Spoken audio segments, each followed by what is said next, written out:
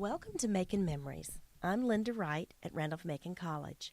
Today is February 22nd, 2013, and today I'm interviewing Zelda Boston-Woolfolk and Mike Woolfolk. Zelda, we'll start with you, and if you will tell us where you grew up and how you happened to come to Randolph-Macon. Thanks, Linda. I actually grew up in Petersburg, Virginia, and I came to Randolph-Macon. It was actually I think a labor of love from my father and my high school counselor. They actually got together to try to determine what would be a really good fit for me, and Randolph-Macon was one of the colleges that they selected, and basically my parents decided that they thought it would be the best one for me to come to, so that's how I got here. How about you, Mike? I grew up in a little place about 20 miles from here in Caroline County called Frog Level, a little small rural area. I came to Macon. I knew it was a good school, and I just kind of wanted to stay close to home at the time. I was the youngest of 10, so I just kind of wanted to stay home and close to home. So. Well, the college at that time had very few African American students. So how did you feel about coming and being, a member of quite a small minority? Actually, I didn't even really have a concept for how many African American students were here versus, how many white. The main thing was that the college offered me a very good scholarship package, and I think that was really the deciding factor as far as where my parents thought would be the best place for me and where I ended up coming. I also didn't know the racial makeup at the time. Also, I came here playing football, and there was a few African Americans on the team at the time. I didn't know how the entire population was at the time. It didn't seem like it was a big deal to me at that time either. So I kind of just blended in, and I lived so close to Randolph-Macon. It was more like home anyway. So It was familiar. yes, for me, yes. Yeah, good. Can you describe what it was like when you first came on campus? Do you remember, just the excitement of that freshman year moving in and that sort of thing, and who your roommates were? You want to talk a little bit about that? It was, the first day here, it was just very exciting. I lived in Mary Branch, so it was that beautiful fountain out there. The college campus, I thought, was simply beautiful. And, we were just really excited to be here. It was really the first time that I would say that I had been away from home. So that itself was exciting. I think immediately I met Yvonne Wallace, who's now Yvonne Brandon, and a couple of other people, African American students that were already here, that made me feel really welcomed, and it was just an exciting time. When I arrived on campus, being on the football team, we came here in August, actually before school opened, and my roommate for that night was Roger Brown, who we were opponents in high school. We were in the same district. I played football against him and ran track against him, and then we became, still to this day, we're best of friends and stuff. So that would made it easy to. Oh yes, especially that first night.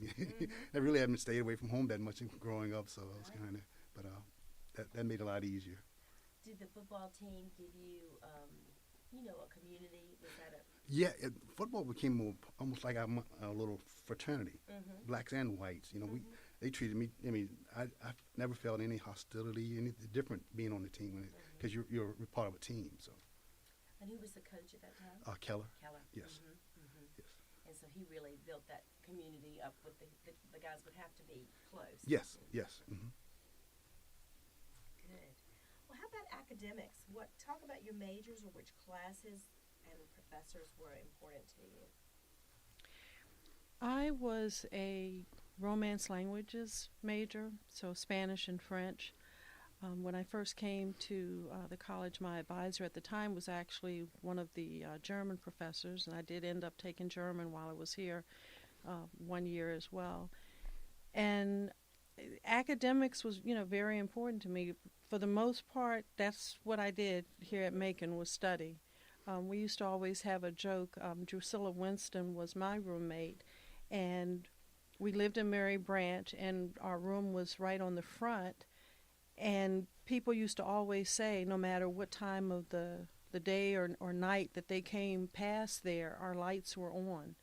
And that was pretty much true, because when I wasn't studying, she was studying, and vice versa. So academics was very important. I wanted to make sure that I could maintain my scholarship, and I pretty much studied all the time, with the exception of one outlet, which was cheerleading. Oh, good. You were a cheerleader and you were a football player.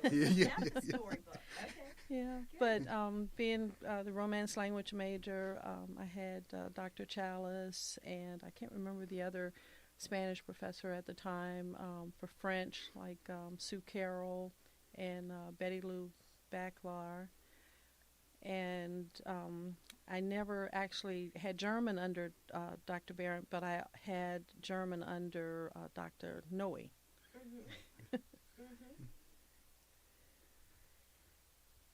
Okay, when I started, I had Dr. AC. He was my academic advisor.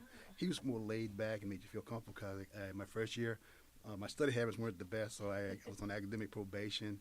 And another person that was instrumental was my roommate, Butch Butler, Horace Butler. He was a definite bookworm, very, very bright. And I kind of piggybacked off of him some of the things, some of his habits. And by my senior year, I had everything down pretty good. So. You were psychology major. Sociology. Sociology. Yes. Okay. And he was a computer science major. So. So he helped you. So you all both had roommates or influences that were good Yes. as far as studying. Yes. Yeah. And I think one of the professors that was very instrumental in helping all of the black students here was Dr. Panel. Oh, yes. And his wife. Yes. They made sure that they made us feel comfortable. They would just go out of their way, it seemed, to really embrace us here at the college. And I just still remember them quite fondly. I think another is kind of a little twist on it. Just the people, the African Americans that actually worked here. You became, Yeah. yes, I've heard so many people yes, say Miss Emma. What's Yes. her name? Miss Emma. I She think worked, so. I can't. yeah, she worked in the cafeteria. She was very strict. She was like a mother figure, but she was very loving. And Lester, he was the jokester. He joked with us. It was almost like having family. I mean, a familiar face type family here, where you can, in a small town. So they were, and some of the guys, even the guy that would fix my room, I actually knew him before I even came here, and then I knew and he was almost like having a friend coming there every day. You could talk to him and stuff like that. So that made things easier. I've heard so many people say that the staff, in fact, Dr. Brandon this morning was saying when they were arriving on campus, I think it was Mr. Henry in the print shop, James Henry. Right, Mr. Henry, yeah. Introduced himself to her parents, and it was just sort of putting him in ease. So I think that was welcoming. Yes, Lee Talaferro. Right, and, that's the guy that right. actually did the lines for the field, I can't think of his name. Boys with a safari hat, I can remember, but I can't think of his name. Skinner? No, I can't remember his name. Yes, Tom Proctor. that's him. Tom Yeah, Proctor. yes. Yes. And being local, some of the people actually knew my family, so they knew my dad, mom. My mom worked locally here. She did domestic work, so I actually worked with the sons of one of the sons of one of the people in school, Billy Flowers and stuff like that. My mom actually worked for them when I was growing up, so. Oh, okay. Well, then you had to be on your toes. Yeah. Because the word would get back home. Yeah, I guess it would. So now, and talk about eating. Were you part of the group that ate dinner together in the cafeteria? Yeah, we were roommates together, so most of the time we met at the same time. We ate at the same tables and stuff like that. So it's more of an unconscious type thing. That's the way we did it. And so. Right, because after my first year living in Mary Branch, we actually started living in the motel dorms. Like I was in Jones, and so we had suite mates, and so we all had, you know, we all still lived very, very close together and everything. And so, like Michael is saying, it was just a matter of habit. Yeah. When you got ready to go to dinner, we all went together. Yeah. Yeah. Well, she indicated that it was somewhat of an intentional thing that a lot of the African American students would sit together and make a point of meeting together in the evening for a meal and that kind of thing. It was just a lot of support there. We were talking just last night. We said for 4 years here, almost every class we took, we were the only African American in there, maybe. Right. Exactly. Well, we never thought of it until last night. I said we never realized that, but it didn't seem like a big deal though. So you didn't feel like, oh my goodness, I'm really No. isolated here. It didn't seem like to me. It didn't. I'm not sure. No. Mm-mm. It was just that was the class that you were in. The class you were just part of the makeup and whatever. Did you ever have experiences with faculty that were negative because you were African American in the class or other students? I don't think so. At least while I was here, I never felt that way. Now, in retrospect, you know, I can possibly think of some incidents where now, you know, I would question whether or not the way such and such was graded or whatever had anything to do with my race as opposed to, you know, the actual grade that I should have gotten or something like that. But again, that's just from having to come back and really take a look at things. The other thing too was, I think when I came in, it was probably like the third year that women were here. So you had to think about too whether or not, if there were any differences, you know, was it because you were a woman or was it because you were a black woman, or did it have to do with, you know, with both? But pretty much, you know, we just, at least I did, just continue to work really hard, and I really didn't let race be a issue that I really concentrated a whole lot on. Like I said, again, it's just after looking back on things now that I question. But if you weren't feeling it at that time, I wouldn't second guess yourself. You know, you think you would have had a sense if it had been very severe. Or I think that even if it had have been, then I would not have allowed myself to really concentrate on that, because I think that had I, you know, maybe looked at it more closely or thought those things, that I think that it would have affected how, you know, positive I was, or, you know, I may have developed an attitude or something like that, and that just wasn't the way I was. It wouldn't have been helpful. No, it wouldn't have been helpful. Yeah, I never felt any racial pressures or anything. I thought I was pretty fairly judged and treated in my class by my professors. And, you know, nothing different than any other student. I didn't feel. Good. So. Good. Was there much activism on campus? When you were here in the late 70s, you know, the civil rights movement had been really about 10 years earlier than that, the big, you know, pushes on campuses. But I didn't know if there was much activism on campus.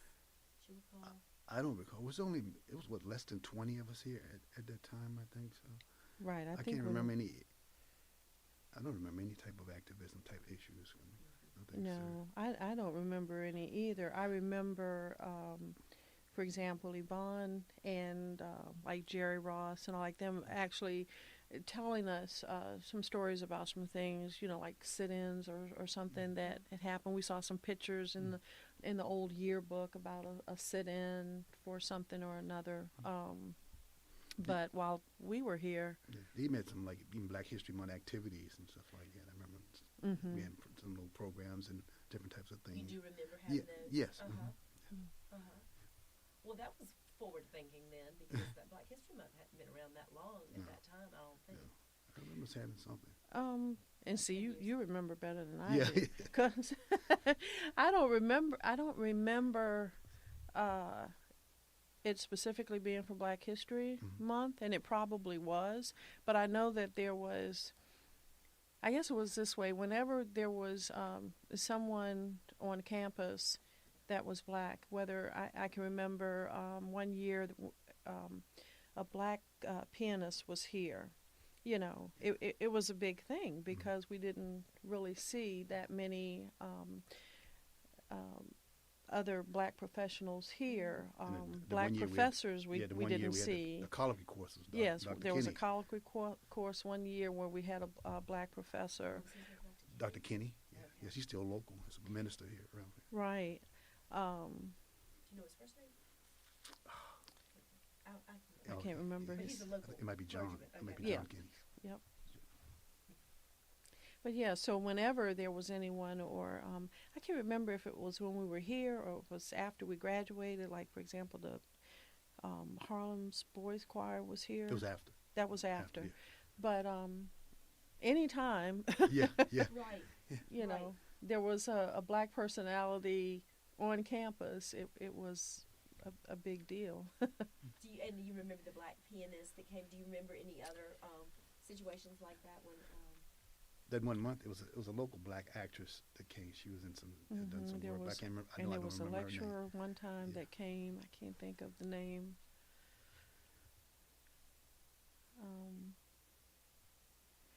And there were no Black faculty at that time. No, I believe when you No. were here. no. Probably very few women. B.J. Seymour came in, I guess, 71, 72. But were there many? There weren't many women faculty. Too many, were there? Or by the time you came, were? There probably wasn't Miss that many. I guess being with Romance languages, you know, there was You just the named two. didn't you? Miss Pound. Yeah, Sue Carroll and Betty Lou Bakelar. I had a lady for a business French. course, but I can't remember her name toward my junior or senior year. But I can't remember her name. My biology teacher was a woman. I want to say her last name was Dementi Pat because, Dementi, yes, she Uh-huh. was. And I ended up years later when I started working for C&P Telephone. It was actually her nephew or cousin or I can't remember what the relationship was, but he was a Dementi and he knew her, of course, and we kind of talked about Randolph-Macon. And Dr. Alba Hughes, she was one of my classmates. I think she's still a professor here. Yes, she is. Yes. She's a psychology Yes. professor. So she was. You all overlapped then, right? Yeah, she was more. Right, because she I was a came year- I in was a year several behind her, years yeah. later. Yeah. Yeah. She's class of 81, I Yeah. think. Mhm. Right. Let's see. As part of, you said there were only about 13 or 20, African American students when you were here. Did you feel like that everybody on campus knew who you were? And did you feel scrutinized, or did you feel like maybe that was an icebreaker, like it was a good thing that people, For me, because I remember when I was here, for the most part, there were 9 people. I think one year we had 13. Okay. And not sure how many there were at the end of the year. There still weren't that many. I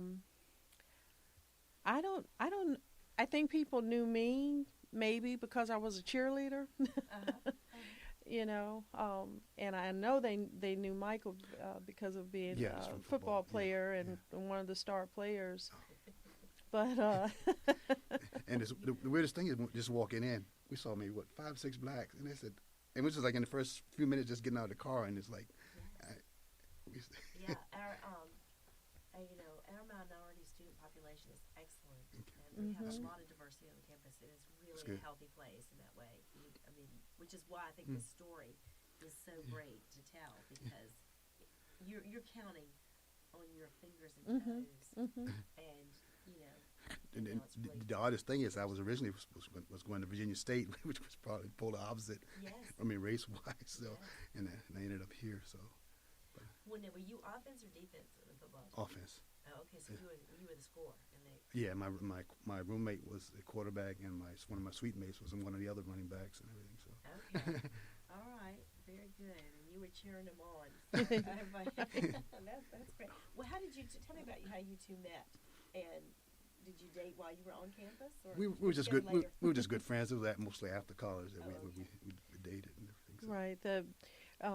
When you're talking about, other blacks being on campus, well, one of the things we really looked forward to, we didn't really go to frat parties a lot, but there were some frats that had some of the best bands Yeah. that came, and a lot of them were African American bands, Yes. and or mixed. Right. And Michael and I, because Michael had a girlfriend at home, so we did not date, but we did partner with dancing. Yeah. Oh, So yeah. we Yeah. would, go to the frat party, or if there was a party in the gym or something like that, and great music, we were dance partners. Uh-huh. Well, so did you feel welcome at the fraternity parties? Then there wasn't tension about No, for socializing? it was very, very loose at the frat parties. So, Oh, a lot of people, they wouldn't talk to you in the daytime because they had a few drinks. They would talk to you. They don't know who you are. Come on. Yeah. Right. Yeah, no, the frat parties were very nice, I thought. Yeah. Mm-hmm. That's good that was a welcoming, because that's the main. That sure at that time especially was one of the main outlets for social life on campus. So if you had been excluded from that, that would have been a real. No, they were problem. always welcome. That's good. And music, in that time really was one of the ways that one of the first ways blacks and whites as teenagers got together was through music. So they, Right in the middle, bands and right in the that- middle of the disco and the beach music. Yeah. So if the band that music was bringing people together, that's good. Let's see. Was there ever a time when you felt like you wanted to leave Randolph-Macon? Did you ever consider dropping out or transferring? I didn't. No. No. Once You I were in got past, football. once I got past the first couple of years, I knew I wanted to finish. So And you played football all 4 years. yes. Yes. Yes. Okay, so you had that grounded in a niche in a community. Yes. Yeah. And you were a good student, so I'm sure. Yeah, He's a very I good never student. thought. Yeah, I never thought about leaving. Like I said before, academics was really what I was mostly concentrating on, and I felt like I wouldn't have even considered it because it would have been such a disappointment to my parents. Mm-hmm. So I never even thought that. I just kept on working really hard to try to make sure that I could, make the grades to stay and to get on the dean's list or the president's list or whatever, because they would print that in the local newspaper and my dad would cut it out. Yeah. So So you were both really on track when you got here, and Yes. had your heads down and were doing. You may have just told me this, and I might have forgotten. But did either of you work on campus? Have sports study jobs? She did. I did. I worked in one of the administration offices. I can't think of now who the lady was. It might have been Miss Moss or something like that. The same office that Yvonne actually worked in too. I think she got me in there. Oh, in the treasurer's office. She told me she worked in the treasurer's office, business office. Business office, Yes. exactly. Okay. So I worked in there, and then I also did babysitting. They had, I guess, different people who needed babysitters within the community, and so they would reach out to folks who had put on there that they wanted some work. Mm-hmm. So I worked for a couple of people. I think Miss, oh gosh, I can't think of her name now because I think she ended up actually working here or teaching here. I can't think of her name. And then there was another family that I worked for. They used to pick me up. It was me and was another girl, Asian student, and we would alternate weekends that we would work for this family, and they would come pick us up because they lived further out. Right. And that was one of the things about being here on campus. I mean, I pretty much always stayed on campus because I didn't have a car, and Ashland wasn't really developed like it is now. I don't even think we had a fast food restaurant until McDonald's, like maybe your junior or senior year, maybe. senior year. I That's think when, Pizza Hut or McDonald's came up. So I was pretty much stuck here. Yeah. I went home every weekend. because I was so close. So Did you have a car? no, I didn't. I never had a car till I was out of college before I had my first car. Did you take a bus? Or did you get I had individual? relatives. My mom and some relatives worked here in Ashland, so I would either catch them home and then they'd bring me back on Monday morning for my And class. you had that hometown girlfriend, so you had to go home. Yeah, I had to go when home. you had to see Yeah. Right. Okay. So that kept you busy. Yeah. Let's talk about a bit about Ashland though. What was the relationship of the town and the students? I understand there might have been some tension in the town, in the college students generally, and did you feel it particularly as African American students, or not, or was the town welcoming? I mean, what was your relationship? See, I grew up. Ashland was town. When I was very young, we'd come to Ashland to trick or treat because Yes. back in the rural area, houses were so far apart. Right. And my mom knew a lot of people here in Ashland, so that's why we did our trick or treating. So this was really an extension of your home Yes, in a way. yes. So you felt very comfortable here, and did you know people in town? Oh yeah, I have a brother lives maybe 3-4 miles from here. Mm-hmm. And he's been here all his life, pretty much in Ashland. So. Was he here at the time you were a student? Yes, he's always been in Ashland. Oh, okay. Yes. So you had even family close by. Yeah. Oh that yes. you could call on if you needed. Oh yes. Yes. So you were really at home. Yes. Uh-huh. How about you, Zelda? Did you have any sense of the relationship? How it was in Ashland? You said you stayed here all the time because you had a car. Did you move around Ashland freely and happily? I would walk to the, I guess it was the one shopping center, Henry Clay Yeah. Shopping Center. I'd walk there, kind of, walk around a couple of things. Ice I cream think there shop, was Mayberry's the, ice cream shop. oh yeah, and the we movie went to theater. Mayberry's, and I think there was a record shop or something that Yeah. was actually over in the Henry Clay. shopping center with Henry Clay. And other than that, and walking to the bank, and occasionally going to the supermarket that was the little market that was across the railroad tracks. I don't even think I went to the brothers pizza place because they used to come around to Cousins. the dorms and cousins right down and the would road. bring the subs Subs at and night. all. But no, other than that, occasionally I was pretty much here. Randolph Macon was it, and the students that were here, and my roommates, my suite mates, the other students that we knew. I mean, they were my family while I was here. And she was the only child. I'm the youngest of 10. Oh, wow. That's very different in growing up experiences. Yeah, so I was kind of used to solitude, Right. and then to Petersburg. I mean, that wasn't really a big booming city, so it was small. Did you go home much? Could you catch the bus home or anything like that, or did you just pretty much stay here unless it was a holiday? I pretty much stayed here and only went home, for holidays or breaks or whatever. Every now and then there was one other student that was here who his parents, I can't remember, I don't think they were in Petersburg, but were close to Petersburg, and I think I caught a ride with him one time to go home. And then I do believe I did take one time the train, I think it was, the train, I think, to go home one time. Mm-hmm. But, it was such a quick turnaround, so, no. Let's see. Do you, either of you, when you think about your high schools you came from, did either of you have friends from your high school environment who also went to predominantly white institutions? Did you have any comrades who were going similar paths? I can't recall any right off the bat. No. Yeah. And most of my really close friends ended up going to Virginia State, and they would occasionally come up here. In fact, one time, one of my good friends ended up being a music major at Virginia State, and I was singing in one of the talent contests that they had here, and he was my pianist, and so they all came up. But I did have other friends that went to predominantly white colleges, yeah. Did you ever compare experiences with them? I mean, did you? I really talk about didn't. it, or- I really didn't. So you didn't look at your experience that way.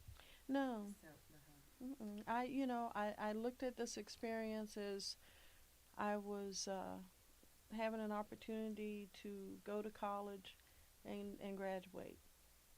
That was my whole thought at the time. Again, now as when I look back, I think about some things that I wish could have been different or that I'd done differently. But at the time, my focus was being here, getting the grades, and graduating. well, you did. Yeah. How about you? I was first to go to college in my family. I had no one actually had never talked to anybody about college life, so I didn't know what to expect or anything. I didn't have any other people that went to school with me. I think they went to any predominantly white colleges that I could compare it with, though. So it was all new to me. So you said you almost went to Virginia State. yes. But then you decided to come here. Yes, because first they weren't. I wasn't qualified because I hadn't taken any foreign language, and they made an exception, and I had to take 2 years of it while I was here. So, but I took 2 years of German with Dr. Noe. So that was my guidance counselor told me one day. So that's how I ended up here. So this was actually my first choice. So it was your first choice. yes. And was that because Coach Keller was recruiting you, or He or actually. you were from that? You like I never really got recruited that hard. I don't think I was planning on coming here. I wanted to play some football. I didn't know what it was like or anything. But I only met Coach Keller maybe one time before I came here, and I came here on academic scholarship. I don't think they were even giving athletic scholarships that much back then. No, they don't. Yeah. They still don't. They don't. Yeah, that's what I was thinking. Division. Yeah. They're in. And then I lost some of that when I being on academic probation my first year, so I had to get on this if I wanted to continue to play. That was my driving force pretty much. And then once, yes. Right. That's great. Well, are there any particular memories or anecdotes or stories you remember about your days here that you'd like to share? You're both chuckling, so I think that might be yes. I think some of my best time is going to the movies together. I even remember the movies we not with the girls. I saw one of my best. We saw Jaws with a couple friends. Oh, The Texas Chainsaw Massacre when we came back and our RA was messing with us. Oh yeah. So that's pretty much most. And always the frat parties and the dances were always nice, just to take you away from everything. Did you go to the movie right down here in the street, the Ashland Theater? Right there, where it's on there, where the Mayberry used to be on that little corner, and the theater was right. I think it's right next to the post office where it is now. I'm not sure. Everything's changed. The theater's still there, but it's not in operation as a theater. And then the ice cream is where the Welcome Center is now. It's this road that takes you out here. Is the last little building on the left where you get to the England Street. Right. Okay, that might have been with the ice cream across from the church, kind of beside the church, across the street from the. I think it is. Yeah. That's now part of the campus. Yeah. I remember being thrown in the fountain. Oh my goodness. In front of Mary Branch. I don't know if they still do this, but they used to put bubbles in that fountain, and the bubbles would be going all around. And in fact, somewhere there's still a picture, but a couple of the football players, Sanford Morgan. Let me see. I think basketball player. I think Dan and Connor was in there too, and I can't remember who else. But yes, they picked me up and put me in the fountain. I remember that. I have a picture somewhere. But it was all fun. So I guess most of the things that I remember does, it has to do either with just the I'm going to call it the sisterhood, with Yvonne and Drusilla, who was my roommate, and Gladys, and 1 year a girl by the name of Dee Dee was here, and she was my roommate, and there was Alvin down at the motel dorm, and again, all of the football, basketball players, whether it was Jerry Ross or Mike Love or, Dan and Connor, Dave Chavis, all of these. I mean, like I said, I can probably I probably just named all of them. Yes, yes. But we were just really close. Even if we were at odds for some reason or another, there was the feeling that if there was a problem, they would have your back. And again, because I was the only child or whatever, it wasn't like I had brothers and sisters. These were the brothers and sisters that I never had, and I felt very close to them. And there were good times and there were bad times, sometimes. And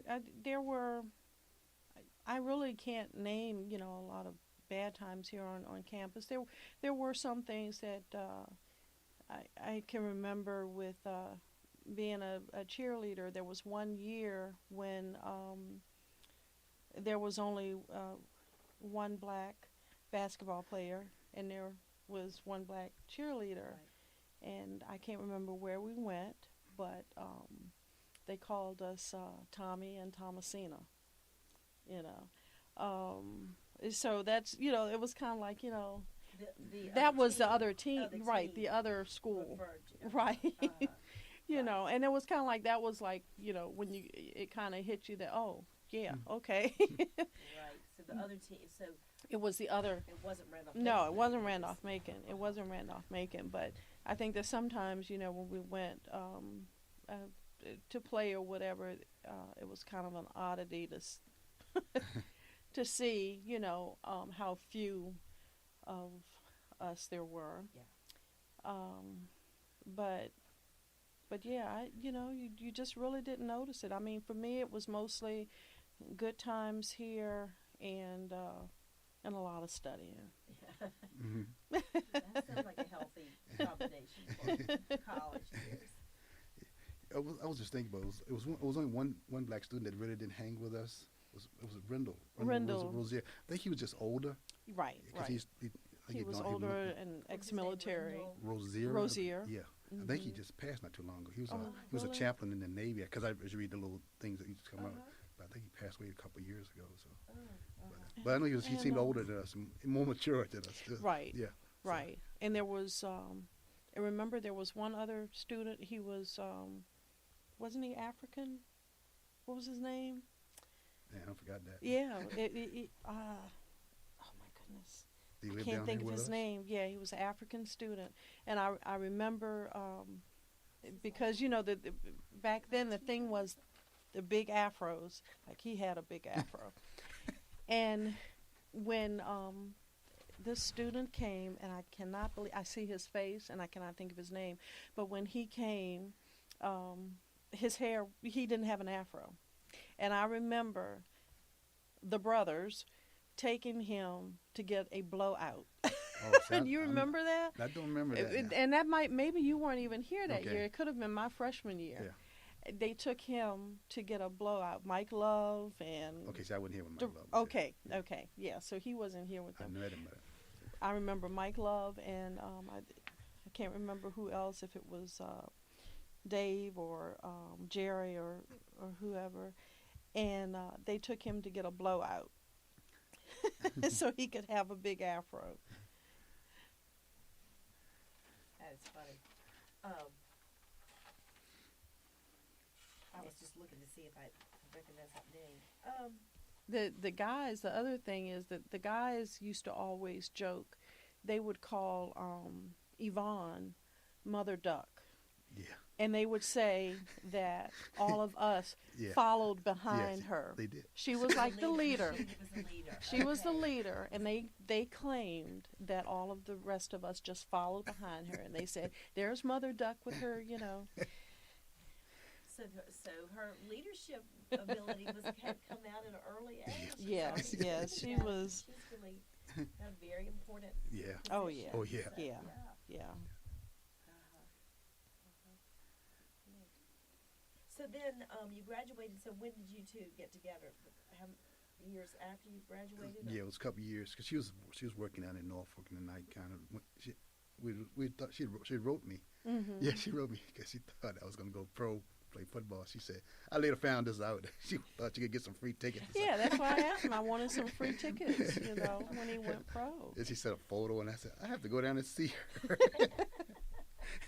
Oh, that's good. And then she ended up getting transferred back to Richmond, right? So. And what were you doing in Norfolk? What was your career at that time? I took a job with CMP Telephone Company. When I graduated, I had big dreams that I was going to be an interpreter or something at the UN.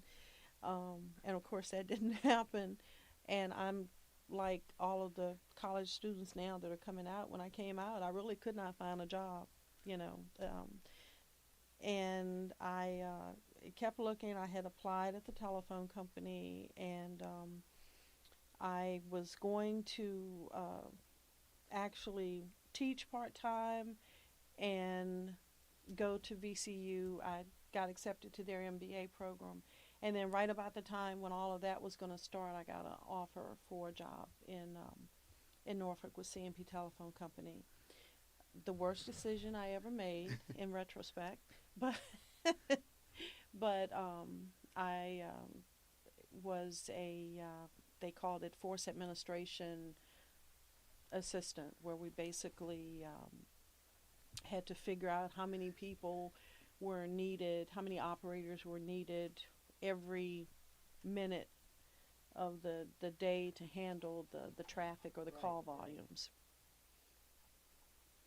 You were going part-time ODU also, right?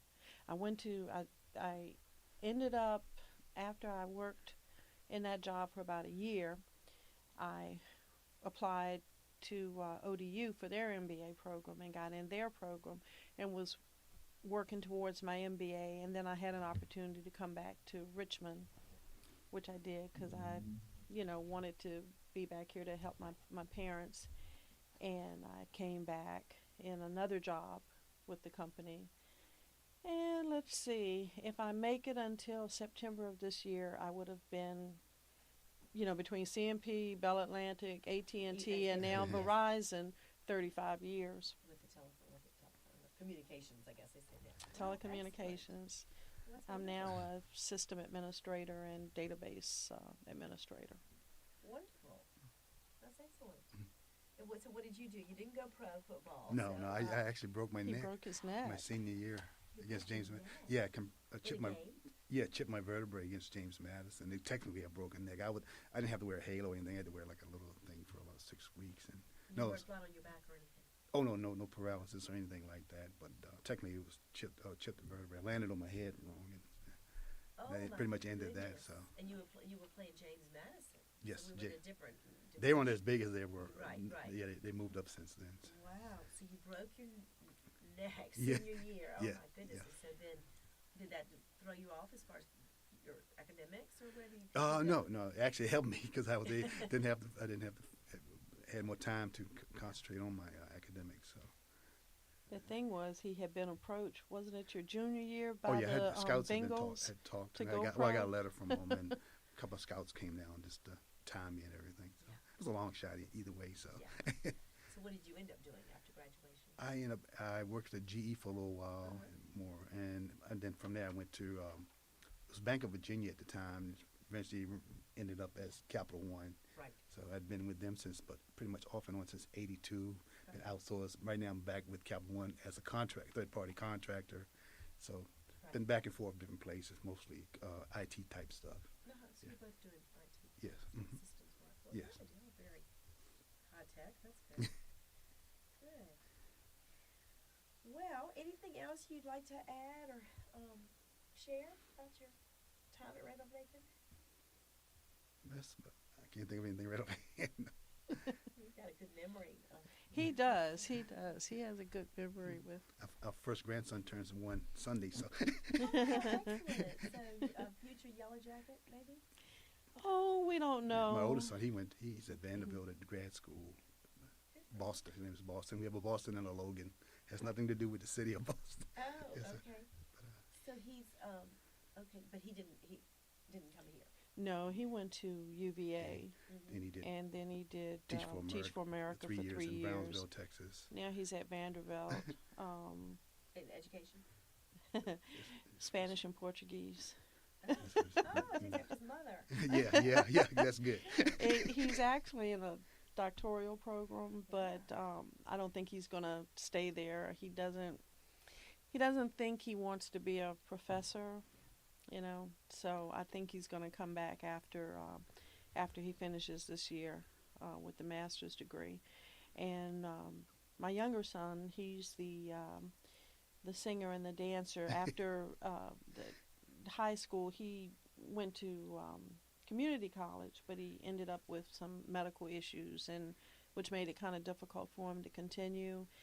And so he, had to come out, and then he went back, and everybody else had passed him. So I think he just decided that it wasn't for him. So we still have hopes, however, that he will go back. He's the one that if he's focused on something, he's incredible. Mm-hmm. But if he doesn't want to do it, you're not gonna get much out of it. So Right. we've seen him like Right. acting and things like that where he's wanted to do, and it's amazing the stuff we see him do. So Right. Yeah. Yeah. But I don't know. I think that it was a wonderful experience. And even though there were so few of us, I didn't really. It didn't really matter, or it wasn't an issue. I was used to going to mostly white schools anyway. But I think that, and I like the cheerleading and a few other activities I was in. I was inducted into Omicron Delta Kappa, and but one of the things was that I wish, again in retrospect, that I would have taken advantage of everything that this college had to offer, because I think that even back then there was probably more that it offered that I just didn't know about. Maybe my advisor didn't, let me know that there were some other opportunities, because I would have loved to have studied abroad, being a language major, but I don't remember that ever being an opportunity that was afforded to me. But I don't necessarily blame the advisor, because I think that, some of that, should have been on me, that I should have demanded almost, some other That's opportunities. changed so much.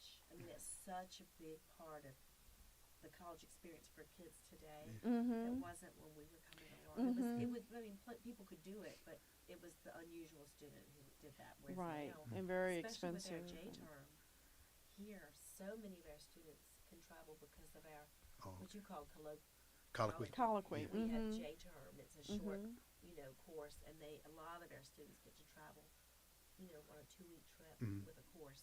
So it wasn't a whole semester. It makes it more affordable, but just more practical for your academics too. Your pre-med, Right. you can't necessarily spend a semester in France. You've got so many requirements. So nowadays, they all do so I much know, travel. I know. It makes us envious. The I thing mean, I that wish I could have regret done more. that. I wish I was more focused, had more of a role model. I envy some of the kids come out of school now, out of high school, and they already know what type of engineer or person they want to be. Right. I didn't have that direction. I was always saying, I don't really know what I want to do. I want to graduate, but I don't know what the. And that was like what I was gonna say. I don't know. Maybe the opportunities weren't here, but we didn't have, other than ourselves, for the most part, we really didn't have that kind of support. Maybe that would have helped us to move in the direction that we wanted to move into, because we all had dreams. We, all had ambitions or whatever, but I think that we needed, I know for myself, I was very naive. I really do believe that, and I think that I just could have used a better support system from the school to help me to be more focused, because I was an excellent student, and I just felt like I should have been able to do something really great that Randolph-Macon would be real proud of, you know, and that I would be real proud of as well. But back then, I think it's probably here now. I would love to go here now. Yeah. But back then, you know, it was a nuance. Yes, and it was a more traditional curriculum, and you came in and you did your coursework. Whereas now, like I say, they have all of these internship opportunities and Right, study right. abroad opportunities, Mm-hmm. independent research. Yeah, I which see the you little- probably Yeah. would have loved. Yeah, I see the Mhm. quarter. It's like a quarterly periodical they send out, and I see all the different Yes. things they're doing. And So, Yeah. the curriculum has more flexibility for things like that. Yeah. You would have eaten up, I'm sure. Mm-hmm. Um, That's, you know, but you were a trailblazer, so you know the others come behind to the smooth highway Right. that you know that you two have prepared the way. Well, so and you'll think of it that's like good. that. That's Yeah. good. I mean, you know, and I'm glad that you're doing this, because maybe it does give other students an opportunity to see what we, you know, went through, and maybe they can stand on our shoulders now Mhm. to maybe reach higher heights. Yeah. Well, thank you very much, Thank both you. of you, for coming today. Welcome. Thanks for Thank you. inviting us.